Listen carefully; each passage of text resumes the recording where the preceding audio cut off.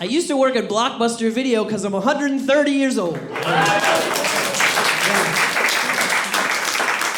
I don't know why I look like I'm 28. I don't know what's happening. I might be immortal at this point. I don't know when. I don't know when you find out. You know what I mean? Like, I guess when your kids die, I guess. And you're like, oh no! There's a bunch of bad stuff, you know? Working at Blockbuster was pretty bad. This Blockbuster I worked at played Smooth by Rob Thomas and Santana 4 times an hour. I've had 2 panic attacks in my life, and one of them was scored by Well, There's a Hat One. Oh, Lord.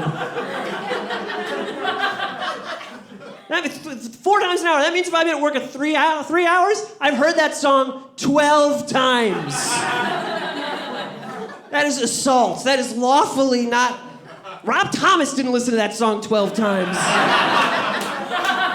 He heard it once, so it was like, it's got those smooth Thomas golden tones, baby. And he flew off to Malibu. You know what I mean? Like, he wasn't... Well, there was one thing I loved about Blockbuster a lot, actually, which was that there was this kid who came in every week, and he was this little blonde boy with like a bowl haircut and bright blue eyes, and his shirt said Cat Dog. You guys remember Cat Dog? Yeah, the Nickelodeon show. And he'd kick the door in and he'd go, "Do you guys have Cat Dog videos?" You go, "Yes." "Yeah, buddy, they're right there." And he'd go, "Yeah!" And he'd go like rifle through real crazy. Grab it, "Cat Dog!" That's right. And then like halfway through, his mom would come in, and she looked exhausted, by the way. She was like, who knows how many times this kid said Cat Dog this week? Because he just said it 90 times to me and we just met, you know. But she would look at him and she would laugh. And I just thought, like, that takes so much grace and, like, patience and dignity to be able to do that, you know. And I always think, like, we should be like that kid. Like, be him. And if you can't be him, then be his mom, you know? How is there a siren during the poignant part of this bit? So I worked at this other video store in Chicago, in Boys Town, that sold a wild amount of pornography. And we didn't have the internet at this time. This is how poor I was at this point. So one day, I brought home a little video home with me called Art School Sluts.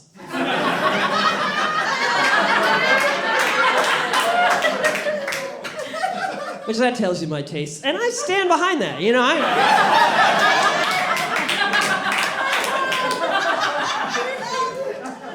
So I made sure all my roommates were gone, and I sit down on the couch, and I'm ready to enjoy myself to these to burgeoning young artists.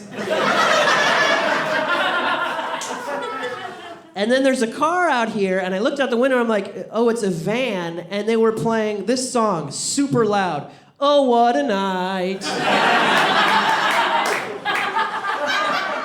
I never had somebody play a song at me sarcastically before, you know?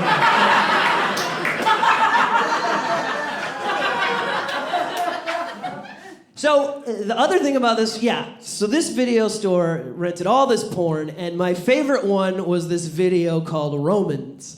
And it had this really buff gladiator on it. And the tagline was, when in Rome, ... all caps, fuck men.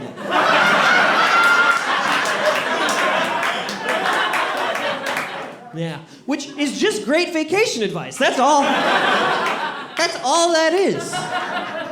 Because Italians are so, if you're there and you're not fucking men, you're being kind of a jerk. They're so attractive. Italian people are so attractive. I can't believe that people look like me still exist. You know what I mean? Like, they should have fucked me into extinction, you know? And they're like making all these just like elegant sports cars you drive under the sun, you know? I think that's why people like me invented computers, because we're like, we gotta compete with something that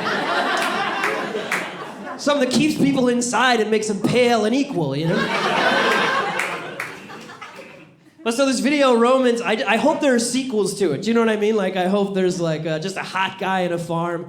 Don't count your chickens before you fuck men.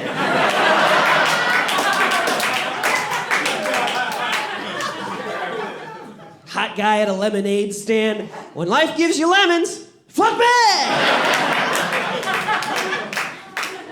It's so brilliant, too, because they took the metaphor of when in Rome, do as the Romans do, and they made it literal. You know? I've never seen that in any literature in my life. Like, Pynchon would be like, oh, that's quite clever, actually. That's quite...